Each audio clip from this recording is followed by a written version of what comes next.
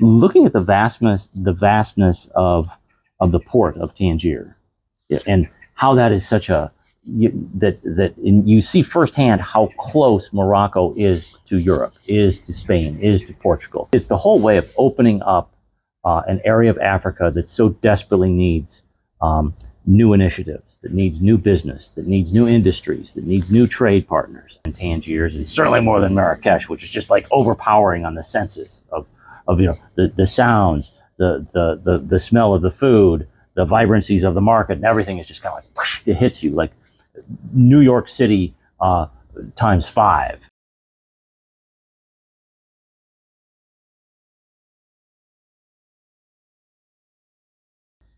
I would say the people are vibrant and kind and just overwhelmingly nice.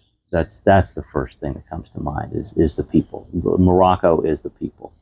Then it's the culture, it's the food, it's just the feel, from really, really good places, right? So we started out in Casablanca. We went and we spoke at the MEH Institute to a whole bunch of students, and everybody was listening, and they asked great questions and really got a feel for young people of Morocco and a real positive spirit coming from that.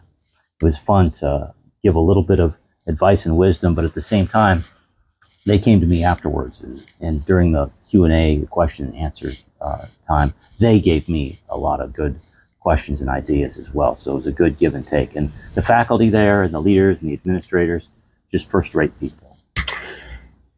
In Morocco, and then in Rabat, it's like the capital cities. You feel the vibrance of government and culture and embassies and all that sort of thing, which is very, very interesting as well. Not a little bit more laid back than Tangiers, and certainly more than Marrakesh, which is just like overpowering on the senses of the sounds, the smell of the food, the vibrancies of the market, and everything is just kind of like whoosh, it hits you like New York City times 5, and a difference of the power and the real passion and the essence that are going on in the society.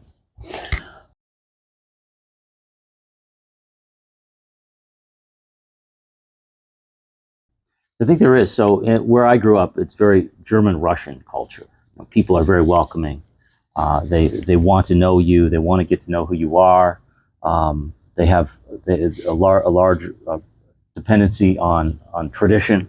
Those values that they brought with them from Persia, from Russia, from the Ukraine area, still is part of their lives today, which is so impressive and so interesting.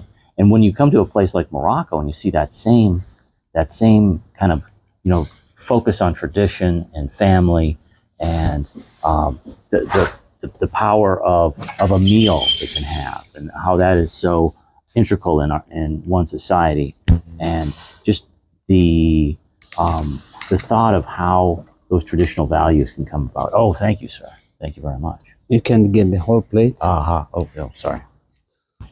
Your white plate. Your white plate. Oh, I don't know white what I'm doing. one. Yes. This one. Okay. All right. There we go. See, I don't know all the traditions. Yes, there we go. And this sugar. Oh, thank you, sir.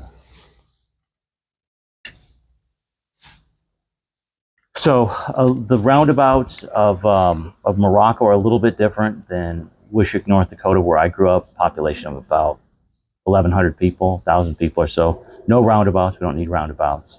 A lot of grain silos, livestock markets, friendly people.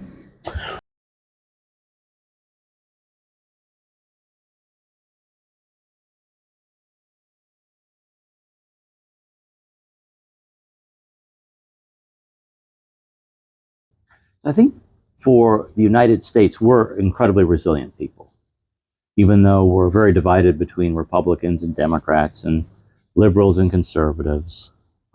We will figure a way to make this the best possible way that it possibly can be.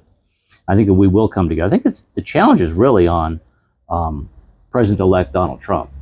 He has the power to bring people together, and I hope he uses that. I hope he uses his influence. I hope he uses the influence of the people who he has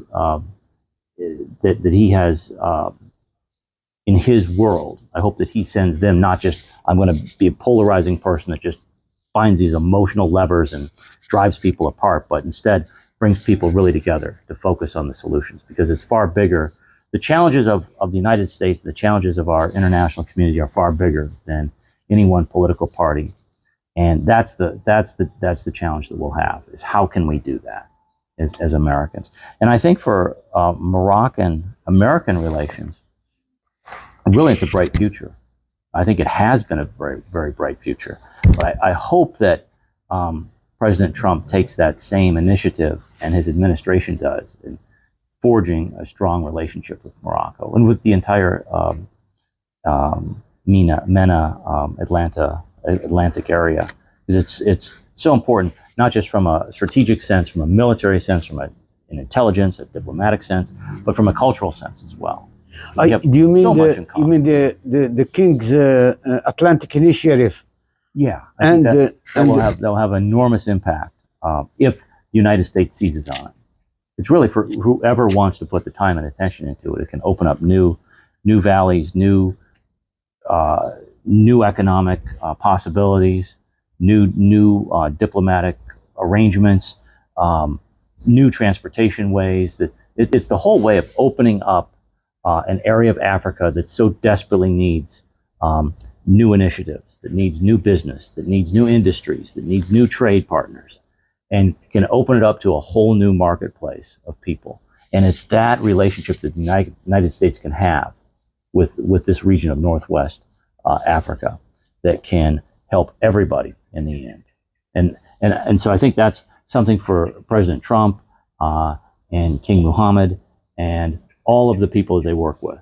Focus on it very succinctly and very quickly, and you can make dynamic, important, life-changing events for our shared cultures. In 30 seconds, once you are in the plane, God willing, inshallah, tomorrow, what would be the last thing that you believe will never forget? You will never forget about Morocco. Looking at the vastness of the port of Tangier, and how that is such a you see firsthand how close Morocco is to Europe, is to Spain, is to Portugal, and how it's so interconnected in that way. You think, Morocco is Africa, therefore they have their way of doing things. But no, I mean it's so integral to the entire region, and that just becomes, when you see the Rock of Gibraltar right there, and well, that's Great Britain. And then you see the coast of Spain, and you go, okay, well, that's the EU right there. You see how close we are, and how that just puts Morocco at the epicenter of culture, of trade, of economy, of ways to lift up and be part of that international community. And I think that they're grasping on it. And then if you see what's going to happen with, over 30 seconds, then if you see what's going to happen with the World Cup coming up, in just a few years, before we know it's going to be there. Yes. So it's putting the infrastructure together for that, putting the infrastructure together for the things like the trade and the port that we saw, and all that possibility. Yes, tourism is great. Yes, they've got some kind of core things that they work on, but this is the next thing. This is where we can go next.